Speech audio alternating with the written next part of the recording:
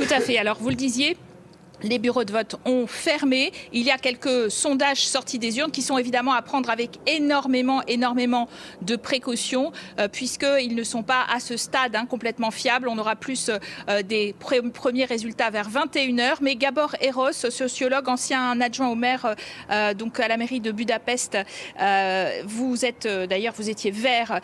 Vous avez connaissance de ces sondages sortis des urnes. De quoi s'agit-il? On vient de voir un sondage qui annonce un raz-de-marée en faveur de l'opposition, donc une défaite cinglante du parti de Viktor Orban, Fidesz. 57% pour qu'on voit pour TISA et pour effectivement le parti de Orban, Fidesz.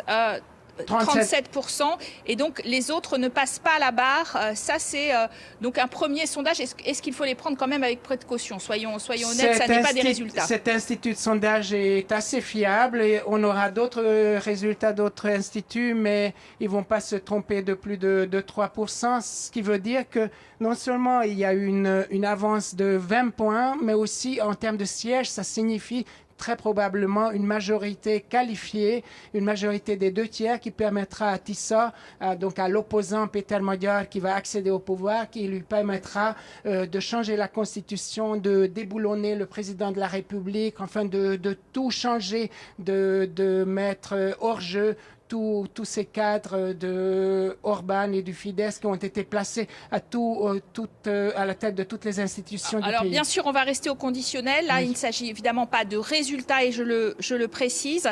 En revanche, ce scrutin, ça c'est bien certain, a passionné. Il y a un record de participation. Pourquoi est-ce que justement il y a eu un tel engagement finalement des citoyens? Qu'est-ce qui a différencié les deux types de campagnes? Rappelez-nous. Tout à fait. C'est la jeunesse qui s'est mobilisée avant tout et surtout. C'est une jeunesse qui a dit son mécontentement. C'est plus qu'un mécontentement, son ras-le-bol par rapport à tout ce qui se passe dans le pays depuis 16 ans et notamment depuis 4 ans, depuis que le pays s'enfonce dans une crise économique, depuis que Orban a encore plus démantelé toutes les institutions démocratiques, depuis que les scandales de pollution des usines de batteries chinoises et sud-coréennes ont éclaté, depuis que le niveau de vie des gens a baissé, depuis que les fonds européens ont été suspendus, ce qui empêche aussi... 20 milliards d'euros de fonds européens gelés pour manquement à l'état de droit, je le précise, du gouvernement donc Orban, et ce depuis un peu plus de 3 ans. Et tout à fait, mais aussi quelque chose qui a ciblé plus précisément cette jeunesse hongroise, donc qui s'est mobilisée aujourd'hui, c'est les universités publiques qui ont été privatisées, mais privatisées entre guillemets, c'est-à-dire mises entre les mains des oligarques du régime. Donc c'est une fausse privatisation, mais qui a provoqué la colère de la Commission et qui a fait suspendre le programme Erasmus et le programme Horizon, dont bénéficient les étudiants et les chercheurs. Voilà. Alors très rapidement, pour ce qui est aussi finalement de ce pays, la Hongrie, un pays pas comme les autres, Viktor Orban a bloqué 90 milliards d'euros de fonds à l'Ukraine. Certains de ses ministres sont accusés d'avoir espionné au profit des Russes.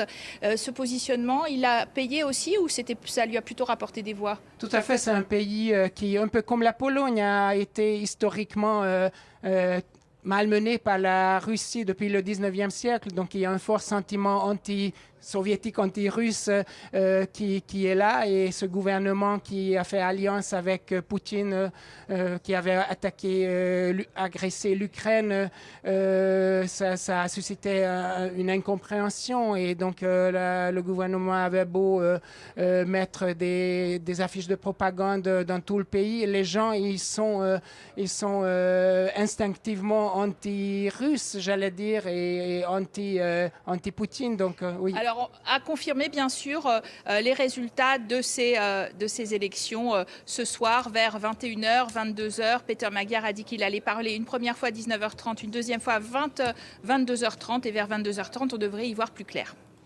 Caroline de Camaret en direct de Budapest.